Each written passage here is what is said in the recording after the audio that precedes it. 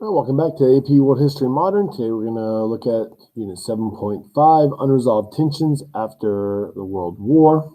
Explain the continuities and changes in territorial holdings from 1900 to present. And we're going to look at these continuities and changes in territorial holdings really by kind of breaking it down into two different ways. One is by, and I'm just pulling this off from the key concepts here. One is by looking at ways in which territory had been gained between World War I and World War II, and anti-colonial resistance who retained, their colonies. Okay. All right. So before we get going, though, yesterday, just kind of to cap up with the last video where we talked about the NEP and Stalinism and. Right, so when you're talking about the NEP, this is not, this is not something that we have to kind of talk about as dealing with the Great Depression. Stalin was in the midst of the 5-year plans when the Great Depression hits. But just, it is a statistic I did not give yesterday, and it is kind of an interesting statistic that by 1923, 75% of all trade is in private hands under the NEP. All right, and then 24 will be Lenin's death. All right. And one other thing also we didn't talk about, because we were talking about the Soviet Union within the context of governance and economics, but we never really talked about the cultural component of this. And I do always kind of like to just quickly mention, the social aspect of what was going on during this kind of NEP era. So during the NEP era, from the end of the Russian Civil War up until the time when Stalin consolidates his power, this period culturally is sometimes referred to as the golden age of Bolshevism, right? And culturally, it's you could even kind of do some synthesis and make a comparison to the Jacobin era of the French Revolution. So the Jacobin era of the French Revolution, if you can get by the show trials and the guillotines, it is a very culturally progressive time period. Kind of a lot of shocking things were taking place during the Jacobin era of the French Revolution. Right, and you're seeing a very similar thing here during this time frame. Of course, this is a very famous piece quoted from Trotsky. So feel free to pause this, or I'll just read through it, I guess. But to achieve the actual equality of man and women within the family is an infinitely more arduous problem. All of our domestic habits must be revolutionized before that can happen. And yet it's quite impossible and obvious that unless there's actual equality of husband and wife in the family, in a normal sense as well as in the conditions of life, we cannot speak seriously of their equality in social work or even in politics. As long as woman is chained to her housework, the care of the family, the cooking, the sewing, and all her chances of participation in social and political life are cut down in the extreme. And we will see a lot of socialist writers in the 20th century advocate for, the breakdown of the social norms associated with the family. And while you will see some radical takes on this during this kind of this golden age of Bolshevism, you're not going to see a lot of widespread application within the Soviet political sphere. All right. I guess one of the most kind of well-known examples of this idea of Trotsky being kind of making it into the more mainstream culture in the Soviet Union is through the Soviet silent film Bed and Sofa that came out in 1927. When this film comes out, it's too radical for the United States or really anywhere in Europe. So just the way I explain this in class is kind of very simply, there's the film is centered around a woman. So, and she works in an urban factory, has a small apartment with her husband. And she ends up coming home with a lover where her husband is demoted to the sofa, right, and her new lover is allowed to join her in the bed. Right, and then about halfway through the film or so, she finds out she's pregnant, and not knowing who the child is, she begins to weigh her options. And of course, by the time we get to the end of the film, both her lover and her husband come up as lacking. She doesn't want to spend the rest of her life with either, so she ends up forging her own path. With that very brief summary, I'll typically ask if kids would want to go home and rent and watch that with their parents. And most kids generally say no to that. So then the obvious question is if in the year 2021, you wouldn't want to watch this film with your parents, just try to wrap your mind around how radical of a film that was in 1927. And it is a very radical film. It's a radical film by today's standards. All right. So you are going to see, some cultural boundaries being pushed here in Bolshevik Russia. But things are about to change, right? So we know Stalin is going to take power. And notice this little note here, right? If there's a golden age of Bolshevism, it never extends to the political sphere. You are not going to see, women in positions of, very many positions of power, political power in the Soviet Union, or really, think about your other communist revolutions during the 20th century. Besides Mao's wife in the Gang of Four in the 1960s and 70s, how many other women in the socialist or a communist political power can you think of? So that said, if you do look statistically at women's participation in receiving advanced degrees, in the workplace in the 1950s and 60s, women in communist countries definitely had much greater work participation in much greater advanced degrees than they do in the West. Right? By West, I mean Europe, Western Europe, United States. All right. So there's but that gap will be closed by the time we get into the 1980s and 90s.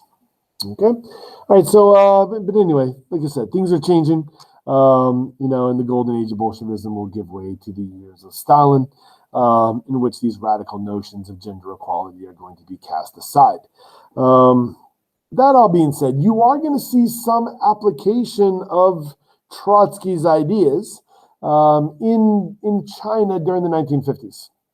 Right, so in China during the 1950s, right, I guess this is one thing that Mao doesn't like of Stalin, is that Stalin got rid of these ideas and Mao actually tries to apply these ideas.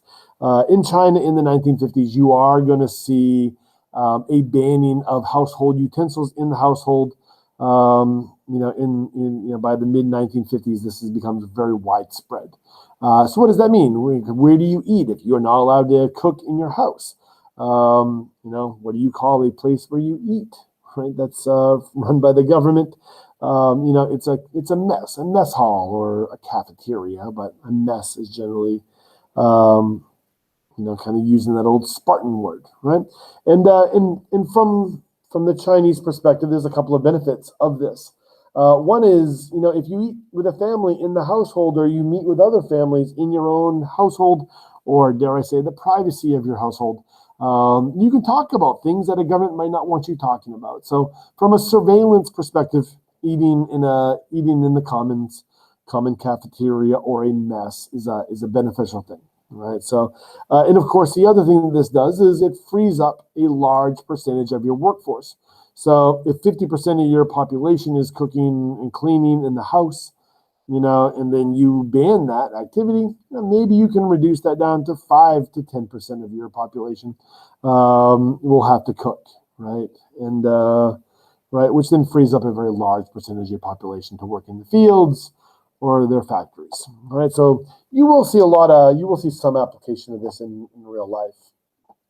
What Trotsky was talking about in China in the 50s. Okay, all right, but so how does Stalin come to power? Please feel free to read this.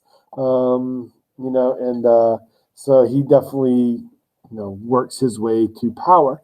And I think I talked about this yesterday, but just in case I missed this, when we talk about the purge or the terror between 1935 and 38, 39, this percentage of the population, right, this devouring of the party itself, is kind of the major story with that. Right? But I think I talked about that yesterday, so I'm not going to get into that again.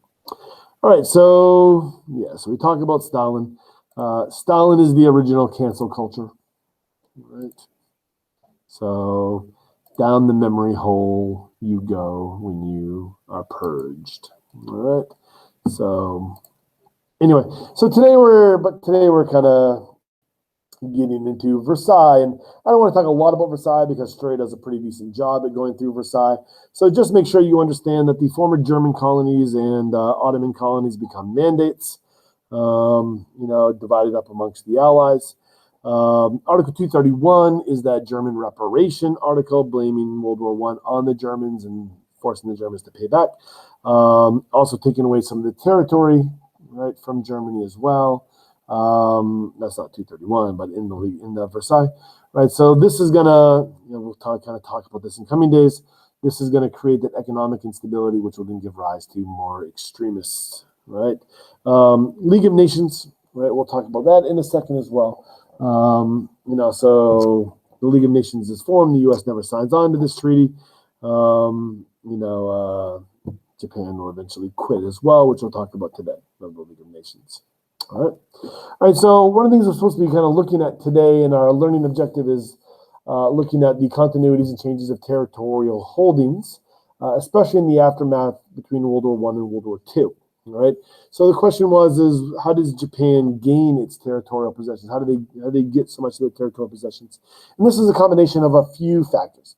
One is they pick up many of these German colonies in the Pacific because they were a signatory of the Treaty of Versailles. They were a member of the Allies, and they will get this as mandates. Right. So these become territorial possessions. Right.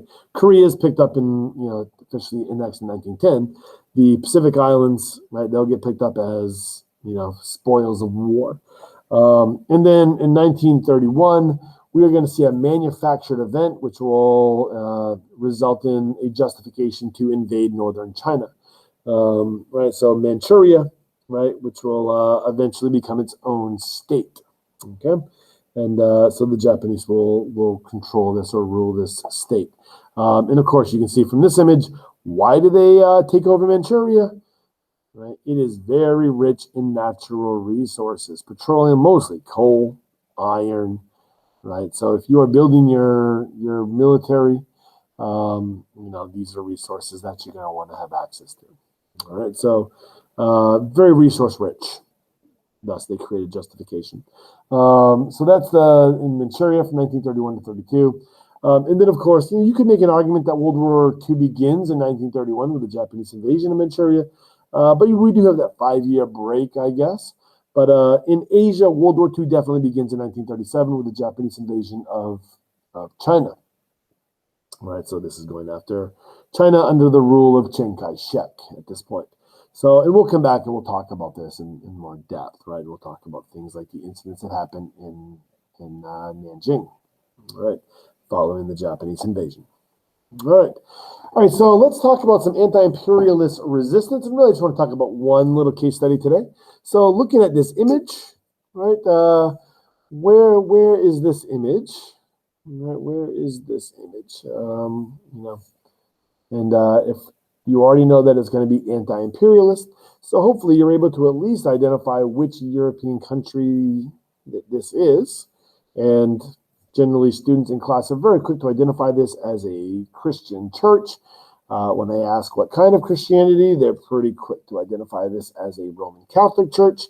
Just for fun, I asked them if it's Gothic or Romanesque. Right? They're very generally quick to identify this as a Gothic Roman Catholic church. So if this is a Gothic Roman Catholic church, which country is this? And it really kind of eliminates it down to one of a couple possible options. You can't really say the Spain anymore because the Philippines, by the time we get to, this time period, 20th century. The Philippines are American, and so now you're not going to say Spanish. So then that leaves what? Probably the French, right? So where are the French? Right, so this could be West Africa. This could be Indochina, right? So this is an image out of French Indochina. All right, so one of the things we want to look at today, hopefully by the end of today, is what stayed the same in their ideas and what stayed and why did they stay the same. So what I want to look at today is nationalist leaders, right, or nationalist parties in Asia specifically, and how did they challenge imperial rule, right? In what ways do nationalist leaders and parties in Asia challenge imperial rule? So what we're looking for is what are some continuities, all right? So when we're talking about Ho Chi Minh in East Asia, or in Southeast Asia, in Indochina, from the time that we introduce him to the time, we kind of get to the end of his story, what will some of the continuities of his techniques be? And what are some of the changes that you're going to see deployed by Ho Chi Minh? All right, so let's start. All right, so if we're talking about Ho Chi Minh, obviously he doesn't really start using the name Ho Chi Minh until World War II begins. But let's just call him Ho Chi Minh the whole time, just for simplicity's sake. Okay, so Ho Chi Minh comes on the international scene really around around 1919. He shows up at Versailles and he tries to gain an audience with Woodrow Wilson. Woodrow Wilson, of course, had come to Versailles espousing his 14 points. And of course, in his 14 points is, the one part of the 14 points that you need to know the most is self-determination. So what does self-determination mean? That means, people have a right to choose, right, to determine for themselves what their government is going to be. Self-determination, or you want to make it simple, democracy, right? So Wilson is advocating democracy. Ho Chi Minh goes to Versailles, and French Indo-Chinese troops had helped fight in World War I. So why shouldn't they be given the right to self-determination in the aftermath of World War I? So Wilson never grants Ho Chi Minh an audience. I've never even read whether Wilson was even aware that Ho Chi Minh was trying to get an audience. So I don't know whether, Woodrow Wilson intentionally slighted him or not. But we do know that the two never met. All right. So where does Ho Chi Minh go from there? All right. Ho Chi Minh from there, he ends up in Moscow, right? He ends up in Moscow training at the Comintern. So Common, Communist, International, Communist International. We know that Lenin believed in socialism in one country. However, Trotsky was an ardent international socialist, believed that you had to spread the revolution. So Lenin will be convinced to create the Comintern as a place to train people from around the world in order to promote worldwide revolution. Right. So Ho Chi Minh will train at this Comintern, and from there he ends up in China. And you might think it's kind of weird that he is allowed to operate with Chiang Kai-shek. But from 1925, when Chiang takes the lead or the reins, following Sun Yat-sen, Chiang and Mao Zedong actually worked together between 24 and 27, and both of them are receiving Soviet aid and American aid as well. During this time. And what they're actually doing is they're rooting out some of these, China had splintered in the aftermath of the fall of the Qing dynasty in 1911, and a number of warlords had risen up, in opposition to Sun Yat-sen, or just because of the inability of Sun Yat-sen to deal with them. So Chiang and Mao will work together to root some of them out. And then by 27, you're going to start to see a split between the two. All right, so by 1930, we see Ho Chi Minh, kind of get off from the China story, they'll end up setting up in British Hong Kong and kind of using that as their kind of operational kind of home base for their organization in French Indochina. All right, and and then he'll kind of bounce around between Russia and China in the 1930s, and then when World War II fully breaks out, after the Japanese invasion in 1940-41. So got to keep in mind here that in June of 1940, Hitler in Germany will conquer France. Japan being an excess member, alliance of the Germans, will then take over the French colonial possessions in Indochina. Because there's valuable resources there, such as rubber tree plantations, okay, as well as rice, right, food. So you're going to see, because of that alliance, Japan will kind of jump in and take over Indochina at this time. So as soon as this happens, Ho Chi Minh will go and he will found the Viet Minh, the communist-dominated independence movement, right? And that's at this point he becomes known as Ho Chi Minh. Right, and so by the end of the war, he will announce Vietnamese independence, and but the French will refuse to relinquish their colony. And in 1946, you're going to see a real bloody war breakout between the two. All right, so what I want to kind of make sure you're aware of is during World War II, when Ho Chi Minh goes and fights as a resistance fighter. And organizes his forces, the Viet Minh, right? Who is he fighting with? Is he just fighting against the Japanese, or is he fighting with anyone? So using this picture, right? Who is supporting Ho Chi Minh in his organizing and in his fighting against the Japanese, right? So do you know who the OSS is? Right? I guess is the question. So if you know who the OSS, the source tag should tell you that this is the United States. So the OSS is the precursor to the CIA. Gets organized kind of towards the beginning when World War II breaks out, even before the U.S. gets actively involved in it. And then, so after World War II, they'll become known as the CIA. All right. So we know that the OSS worked with Ho Chi Minh. We also know that the OSS, when World War II is done, advocated allowing Ho Chi Minh to get independence. They saw Ho Chi Minh as a useful nationalist, and I guess respected the work that they had done during the war. That said, there was a big question about whether or not Truman would grant independence or not. So there is this kind of time period where there's a debate about whether Truman would grant it. So the question becomes, why is there a debate? And the reason why there's a debate is because in 1941, Roosevelt is a signatory of the Atlantic Charter. And the Atlantic Charter says that the right of all people to choose the form of government under which they will live. And right, so now we're not just talking about Wilson and the 14 points 20 years ago advocating self-determination, but Roosevelt is now advocating self-determination, and one can assume that he is talking about colonies, right, former colonies, because we know that he was anti-imperialist. We know that he was anti-colonialism, and we know that FDR wanted the United States on the side of the anti-imperialists.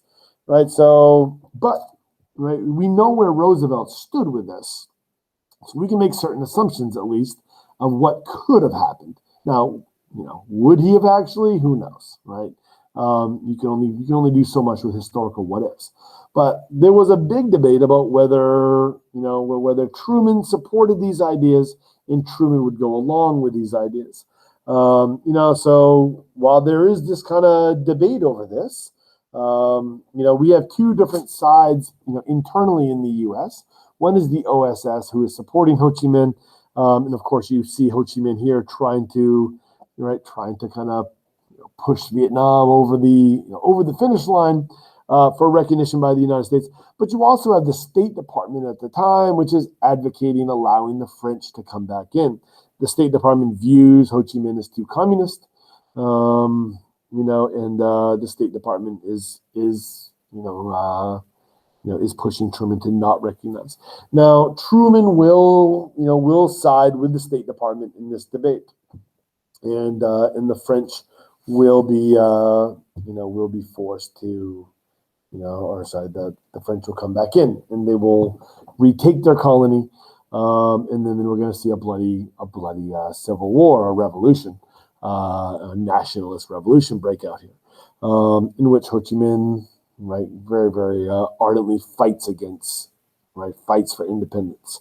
But this is it is, when you talk about Truman, it's not, he is not always against the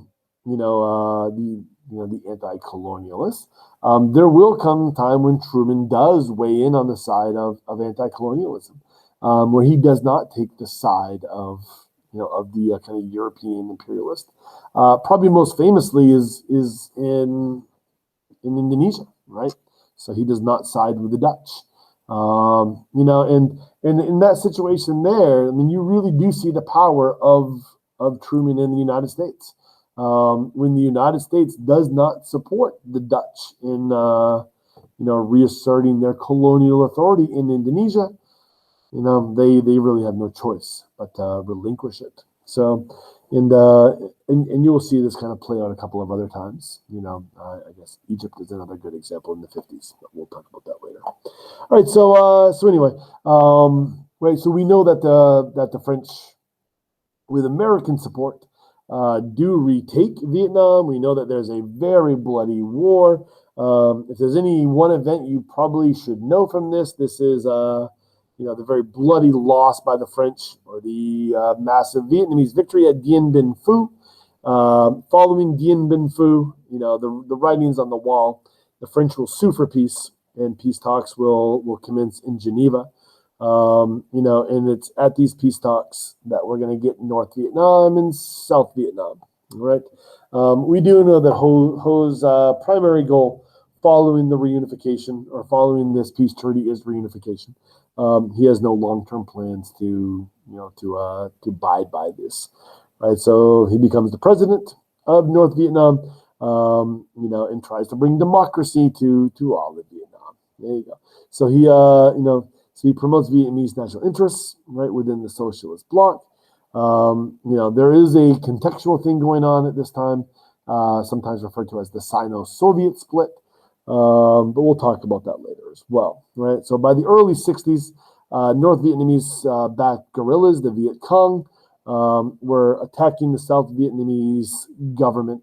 And some of these attacks will eventually include U.S. military installations, U.S. private contractors and government contractors.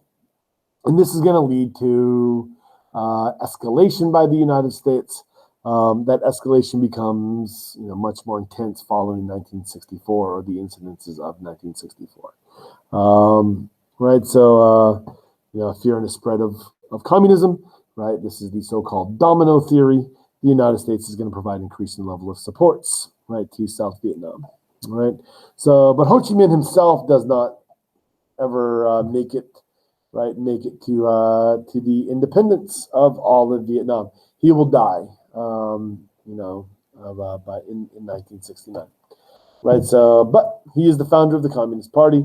He's a recognized leader for the first half century. When it comes to the resistance movement, and at the beginning, for the first decade of North Vietnam, promotes internal unity. And of course, he brings a sense of realism that on many occasions enable it to triumph over first the French and the United States. And it's always kind of good to pause and look at the tactics. We talk about guerrilla warfare tactics. Like, what is the goal of guerrilla warfare tactics? It is not to defeat your enemy head to head. That is not the goal. The goal is to survive. The goal is to persevere. The goal is to try to inflict damage. So there's a calculation that gets made. How many French bodies have to go home before the French lose their will to fight? How many American soldiers have to die before the U.S. government will relent, right? So this is guerrilla warfare is a warfare of perseverance. Can you outlast your enemy, and can you break their will to fight? All right, so Right. So let's come back to this. And so in class, this will be an SAQ question. So make sure you do submit this via email. Okay. So what stayed the same? All right. So let me retype this nice and clear for you. How I do this in class. All right. So identify. Actually, let's go with explain because that'll force you to do the full ACE exchange. Explain one continuity or change. I'll let you decide. Right? One continuity or change. Right. Let's just use the straight up verbiage from the college board. Right. Of a nationalist leader or party in Asia. Let's put Vietnam. So I'm not getting any Mao Zedong stuff here. Let's just put French Indochina / Vietnam. Explain one continuity or change of a nationalist leader or parties in French Indochina, Vietnam between 1919 and 19, let's just say 75. Let's take it kind of end of everything. All right, so there's your SAQ question. Let's make sure we answer that using the ACE technique. Okay, so SAQ. All right, so let's make sure we go ahead and answer that. All right, so that is that. All right, let's wrap things up for today. So, all right. So Versailles, right? Woodrow Wilson, principle self-determination, right? Major influence on anti-imperialist resistance, right? As upper-class colonial subjects begin to demand. Those are the same principles that apply to the peoples outside of Europe, right? And this is going to be met with resistance. And obviously, the League of Nations will attempt to provide global stability in the wake of World War I, but is met with failure when the international organization fails to resolve the crisis in Manchuria. So, I may have forgotten to say that. I don't even remember. So when after the Japanese invade northern China or Manchuria, the League of Nations will condemn it. They will wag their fingers strenuously at the Japanese, and the Japanese respond by quitting the League of Nations. And at that point, what are you going to do? All right. So there's that. All right. So that is all for today. Make sure you submit your skill practice via email. Sapriati.